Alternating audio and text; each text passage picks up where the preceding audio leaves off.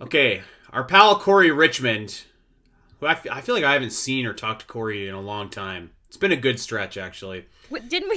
We were just talking to him this week on Discord. Yeah, but yeah, I guess so.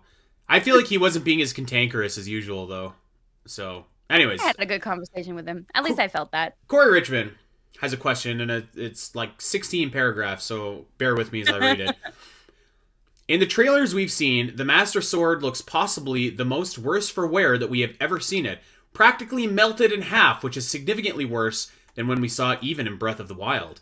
The logo of the game seems to suggest that we might be doing something to repair or enhance the sword using that funky green energy. Now that Breath of the Wild has introduced so many new people to the fandom, do you think it would be a good idea to possibly retire the Master Sword and replace it with a brand new iconic weapon for the series? Maybe a big focus of Tears of the Kingdom could be reforging the Master Sword into a brand new sword that then becomes a series staple moving forward. You know what? I think that could be fine. Actually, I think that's. I wonder if like maybe the Ouroboros sign that we keep on seeing is like a way to like the Master Sword is destroyed and we're repeating the cycle and we're building it back up. I don't know, but I think that that could be engaging. I don't know if I would retire the Master Sword though, but I might be open to like you can revamp the way that it looks, functions. So it's basically a new sword, but like you keep the same name because like I do think that that's like a crucially iconic element of the series, right? And that has so much merch already out there that exists that I don't see them like getting rid of it. But I think that you could like make it go under an evolution, right? To become something more, become something different. So I don't hate that idea at all, actually. Which is funny because it's Corey's idea, and usually I do hate his ideas. Like the very stubbornness in me is like, no, never change the Master Sword. But things need to evolve. Clearly, the evil is evolving throughout the series. I feel like the Master Sword works less and less the further we get into the series. Like it's Mm-hmm. supposed to be the sword that seals the darkness. Why isn't the sword that actually like destroys the darkness? You know what I mean? It just seals it. It doesn't like actually it doesn't do anything that's gonna like actually be meaningful in the future when darkness comes back. You know what I mean? So it'd be kind of cool if we could help it evolve to be that, that thing that Hyrule needs. Yeah, I mean, I guess so, but I think I would say like I don't know if you can ever truly defeat darkness, and this sounds like very philosophical and heavy, but yeah, Yeah, but maybe we're due for different darkness. You know what I mean? maybe, Like, yeah, yeah. maybe. I mean, I do think people are clamoring for like something significant to happen. Like, way back when now we did that episode about like what would make the wait for Tears of the Kingdom worth it, and Hmm.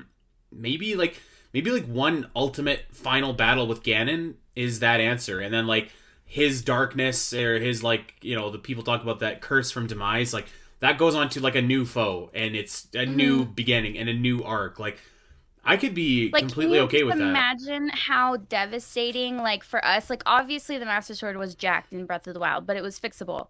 Mm. Can you just imagine how devastating, like, to us who have been in part of this series for 30 plus years, it would be to, like, lift up the Master Sword and just see, like, the last battle I had shattered it, like, it's destroyed. Hmm. Plus there's a being in there that we have feelings, connections to as well. So what would happen to that being?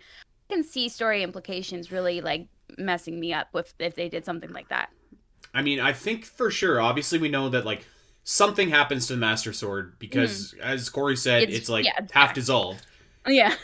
I can't see them replacing the Master Sword. I don't see that. Even knowing that Breath of the Wild introduced like so many new fans to the series, I don't see that. But I like I said, I can see like some kind of reinvention or revitalization of the Hmm. Master Sword into being like its next evolution.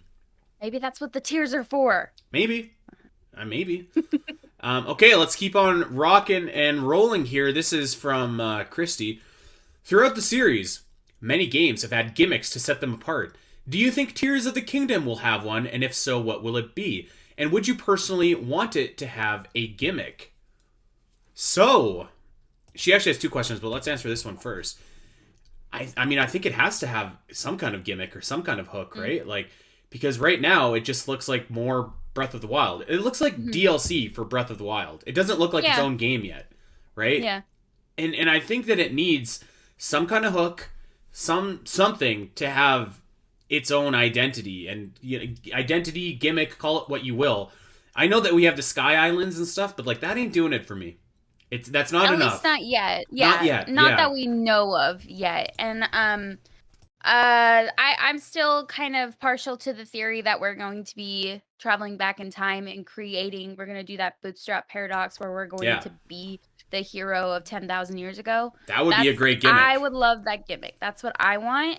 I feel like the further we get away from like when I initially not thought of, but heard of that theory, and I was like, oh my God, I really want that to happen, the less I feel strongly about it. You know what I mean? Like I'm just like, I'm ready for this game. I don't care what it has at this point. Yeah. But I would still love that. So yeah. Like it just kind of seems like the closer we get to release, like the less likely a big gimmick like that gets or is likely to be, right? Like yeah. I don't know. Like I still think that gimmick makes so much sense. Like it does. You can go back and you can have the same Hyrule, but it's different, and like it just I don't know. But yeah, I think this game needs something to set it apart from Breath of the Wild, because right now it just looks like more Breath of the Wild and doesn't look like its own thing, right? Like just as at the current time of information that we have seen and know.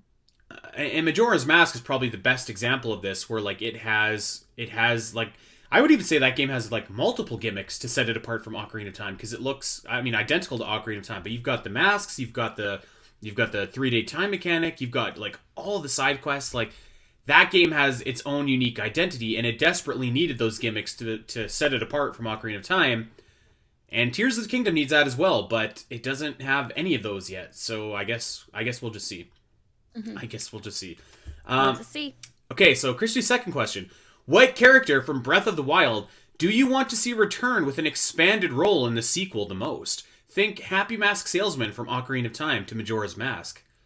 Good question. I want Bolson, and I want him to, I don't know, create a whole freaking town. Like they created Terrytown, sure, but it was kind of small. I wanted him to be like the developer of Hyrule post-apocalypse. Like he's the guy that's helping Hyrule rebuild. You know what I mean? Oh, that'd be so cool. That'd be so cool. That could be like an ongoing side quest, because you could just give him supplies and he could spruce up area by area, stuff like that. That sounds great. That sounds like a good idea.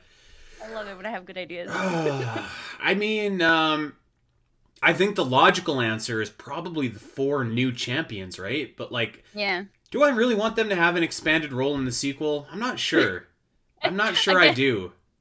The further we get away from Breath of the Wild and Age of Calamity, and we've had these like thoughts about what's going to be in Tears of the Kingdom, the less we feel about those thoughts. Like, maybe Cass? Do I want to see more of Cass, though? I'm also not sure. I would love for him to... Like, I would love to learn more about his master or his teacher. I shouldn't say master, but teacher. Yeah. Who taught him, like, how to be the bard that he is and all that kind of stuff. Because he sounds cool. I'd like to know more about that guy. Imagine if you travel back in time, Al. Yeah. Yeah, but that was like 100 years ago, not the 10,000 years ago that I'm hoping for. Okay, I have an answer, and it's kind of a cop-out answer, but here we go. How about Princess Zelda? Right? Yeah. Like she didn't do anything in Breath of the Wild. What? Like she showed up in a bunch of memories.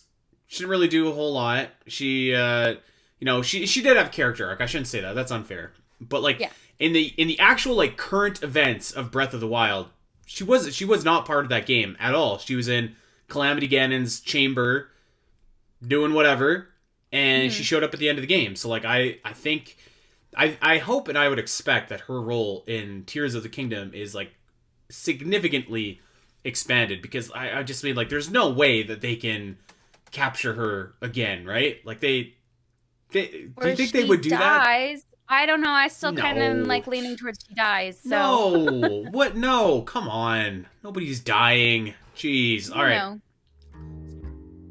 Hey everyone. If you enjoyed this clip and want to see more of the Zelda Cast, make sure to head over to your favorite podcast platform of choice and subscribe. There are over 200 episodes in the vault that will provide you with hundreds of hours of Zelda content for you to enjoy.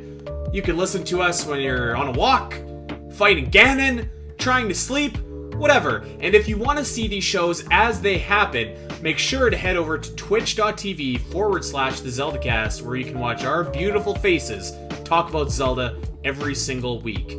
Don't miss out, and we'll see you next time.